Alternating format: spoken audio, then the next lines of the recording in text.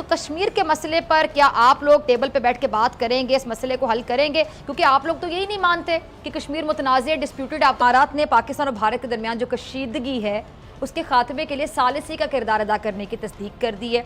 और वाशिंगटन में यूएई के जो सफ़ीर हैं उन्होंने एक तकरीब से खिताब किया है और उनका क्या कहना था मैं आपको बता दूं। वो कहते हैं कि जी मुत्तहिदा अरब अमारात ने पाकिस्तान और भारत के दरमियान कश्मीर के तनाज़े पर कशीदगी कम करवाने और सीज़ फायर करवाने में अहम किरदार अदा किया है। तवक्को ये कि इन कोशिशों के नतीजे में दोनों ममालिक के ताल्लुकात बहाल हो जाएंगे। तर्जुमान दफ्तर खारजा पाकिस्तान ने अपने बयान में कहा है कि पाकिस्तान भारत से मुज़ाकरात में हिचकिचाहट नहीं रखता है, लेकिन एडवेंचर की सूरत में जवाब देने की सलाहियत जरूर रखता है। बामकसद और नतीजा खेज मुज़ाकरात के लिए भारत को मुनासिब माहौल पैदा करना होगा। अब दूसरी जानिब यूरोप की पार्लियामेंट के अरकान ने अक़वाम मुत्तहिदा के इंसानी हकूक़ के हाई कमिश्नर और अक़वाम मुत्तहिदा के दीगर इदारों की जानिब से पेश करदा मुख्तलिफ रिपोर्ट्स की रोशनी में भारत में इंसानी हकूक़ की बिगड़ती हुई सूरत हाल पर सख्त तशवीश का इजहार किया है। पहले मैं अमित आपकी तरफ आना चाहूँगी। अब ये जो मसला है, आपको पता है कि ताल्लुकात की बहाली की बात हो रही है, अगर कोई मीडिएटर का किरदार अदा करता है, सालिसी का किरदार अदा करता है, ये बहुत अच्छी बात है। खित्ते में अमन होगा, भारत पाकिस्तान के ताल्लुकात बेहतर होंगे, इसमें कोई बुरी बात नहीं है। लेकिन पाकिस्तान क्लियर कर चुका है कि जब तक मसला कश्मीर पर बात नहीं होगी, उसका हल नहीं निकाला जाएगा, तो तिजारत या ताल्लुकात मतलब नहीं हो सकते, इम्पॉसिबल है। तो कश्मीर के मसले पर क्या आप लोग टेबल पे बैठ के बात करेंगे, इस मसले को हल करेंगे? क्योंकि आप लोग तो यही नहीं मानते कि कश्मीर मुतनाज़ डिस्प्यूटेड, आप तो कहते हैं कि आपका हिस्सा टू टंग है, जो कि है ही नहीं। देखिए, यहाँ पर हम अगर बात करने के लिए आए हैं कि किस तरीके से भारत और पाकिस्तान के बीच में जो ज़ियारत की आप बात कर रही हैं और तिजारत की बात कर रही हैं, जो तिजारत की बात कर रही हैं, ट्रेड ज़ियारत भी उसमें जुड़ जाएगी। कोई वाली बात नहीं कि हमारे यहाँ भी हमारे ज़ियारत की जगह है। तिजारत की बात करते हैं। तिजारत जो है एक पड़ोसी होने के नाते बहुत अहम है हम दो मुल्कों के बीच में, ये होना चाहिए। और इस पे बहुत अचंभा होता है कि हम लोग इतने करीब होकर भी एक साथ इतना हमारा जो ज़मीनी जुड़ाव है, हम पहले एक ही कंट्री थे, ठीक है, और हमारी ज़रूरतें भी एक है, हमारे जो इम्पोर्ट एक्सपोर्ट्स हैं वो भी एक ही है एक तरीके से देखा जाए, और हम एक दूसरे के ऊपर इतना डिपेंडेंट है, फिर भी हम लोग जो है खुलकर ये काम नहीं कर पा रहे हैं कि हम एक दूसरे के साथ जो है कम से कम ट्रेड कर पाए। अब इसमें कुछ जो पॉलिटिकल विल की बात आप वापस से हम करेंगे, जैसे कि खुद आप ही के तरफ से जो है आपके फॉरेन मिनिस्टर जो है कुरैशी साहब, महमूद कुरैशी साहब, उन्होंने ये बात कही कि पॉलिटिकल विल दोनों तरफ से होनी चाहिए। लेकिन यूएई में जाकर उन्होंने ये बात भी कही कि इंडिया और पाकिस्तान आपस में बात करें तो अच्छा है, इस मामले को अगर सुलझाएं तो अच्छा है, लेकिन साथ में उन्होंने ये भी कह दिया कि वो यूएई और पाकिस्तान के रिश्तों को लेकर ज़्यादा संजीदा है, इंडिया और पाकिस्तान के रिश्ते अभी उनके एजेंडा पे नहीं है। तो एक तरीके से अगर आप देखें कि वो खुद एक तरफ पॉलिटिकल विल की बात करते हैं, फिर वो खुद एक तरफ पॉलिटिकल भाषा का इस्तेमाल करते हैं। तो ये तो मजबूरी होती है सियासतदानों की कि वो कोई भी काम ठीक से नहीं कर सकते, क्योंकि उनको हमेशा वोट फैक्टर देखना होता है, उनमें रिलीजन, जाति पाति, ये सब चीजें जो है उनके लिए मैटर करती है। लेकिन अगर हम एक आम इंसान की बात करें तो उसके लिए जो है जितना जरूरी रिलीजन है उससे ज्यादा जरूरी उसके लिए रोटी है, और दीन दुनिया दोनों साथ में चलती हैं। और वो तभी पॉसिबल हो पाएगा कि अगर हम जो अपने मसलों को भूलकर, जो कि 70-80 सालों से अगर नहीं हो पाए, कश्मीर का मुद्दा मेरे को लगता है पार्टीशन का मुद्दा है ये। जैसे पार्टीशन एक गलत सोच का नतीजा था, और पार्टीशन एक तरीके से हो सकता था अच्छे तरीके से, हम लोग एज अ फेडरेशन साथ में रह सकते थे, या पार्टीशन अगर होता भी तो एक ऐसे रजामंदी के साथ होता, बिना खून खराबे के होता तो ज्यादा अच्छा होता। लेकिन कश्मीर भी उसी का एक हिस्सा है, उसी वो अनसुलझी प्रॉब्लम का, जो कि अंग्रेज हमको विरासत में दे गए। सॉरी मैं आपकी बात काट रही हूँ अमित, लेकिन जब भी पार्टीशन होगा, जब भी कोई तहरीक चलेगी और एक अलग वतन बनेगा, तो खून खराबा तो होगा, सुकून से तो नहीं हो सकता। अगर सुकून से मसला हल हो जाए, ये कहीं नहीं लिखा है कि खून खराबा होना जरूरी है। मतलब अगर भारत की जो सोच है, अब आप देख लें नरेंद्र मोदी साहब की क्या सोच है, आपके जो प्रधानमंत्री, आपके प्राइम मिनिस्टर हैं, कि वो मसला कश्मीर पे बात नहीं करे, आप लोगों ने कश्मीर पर इसका कब्जा किया।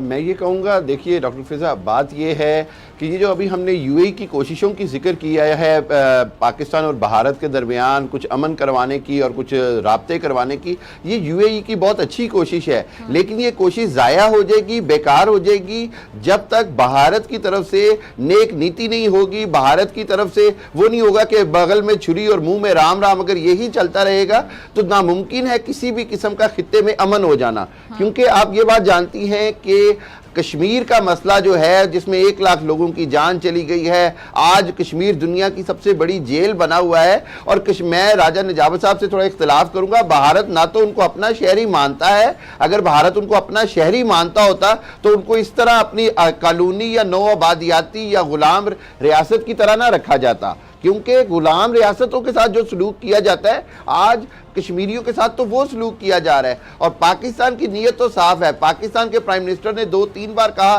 कि जी अगर भारत 1 कदम बढ़ाएगा अमन की तरफ, हम 2 कदम बढ़ाएंगे।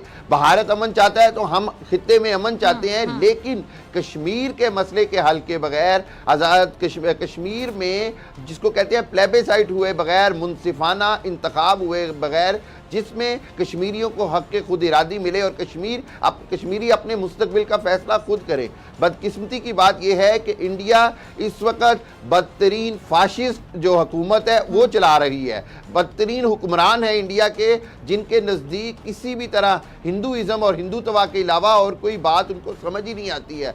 पाकिस्तान तजारत में पीछे हटने को तैयार नहीं है। पाकिस्तान ये कहता है कि तजारत तब हो सकती है जब अमन हो खित्ते में। हम ये तो नहीं कर सकते कि इंडिया को अफगानिस्तान तक के लिए ट्रांजिट ट्रेड दे दें और जनाब जितना मर्जी जाए, और पाकिस्तान बीच में देखता रहे कि हमारे कश्मीरी भाइयों का रोज़ाना हज़ारों सैकड़ों के हिसाब से खून बह रहा है, या उनके घर जलाए जा रहे हैं, या उनकी बेटियों की इज्जतें लूटी जा रही हैं, या उनके जो बागात हैं उनको तबाह किया जा रहा है। और हद तो ये है कि डोमिसाइल 30-40 लाख डोमिसाइल देकर हिंदुओं को वहाँ बसाने का मंसूबा जो है वो पाया तकमील तक पहुँचाया जा रहा है। ये सारी सूरत हाल देखते हुए मैं नहीं समझता हूँ कि अमन, चाहे यूएई कोशिश करे, चाहे अमेरिका कोशिश करे, चाहे बरतानिया करे, यूनाइटेड नेशन करे, अमन तब होगा जब खुद मोदी सरकार जो है वो हकीकत को देखेगी, आईने को देखेगी। ठीक है अमित, अभी पूरी दुनिया जो है वो देख रही है, अब किसी का सालिसी का किरदार की पेशकश करना या मीडिएटर के किरदार की पेशकश करना, ये इटसेल्फ इस बात का सबूत है कि तमाम लोग देख रहे हैं कि कश्मीर में आप लोग कितना जुल्म कर रहे हैं और भारत तमाम हदें पार कर रहा है। क्योंकि अब ये ऑन रिकॉर्ड है चीज़ें, अब ये सोशल मीडिया का दौर है। आपका मीडिया रिपोर्ट नहीं करता, लेकिन सोशल मीडिया पे बहुत सी चीज़ें, बहुत सी वीडियोज़ ऐसी आ चुकी हैं कि तमाम जो खबरें हैं, जो हकाइक है, ग्राउंड रियलिटीज़ है जो वहाँ पर हो रहा है, अब वो लोगों से ढका छुपा नहीं है।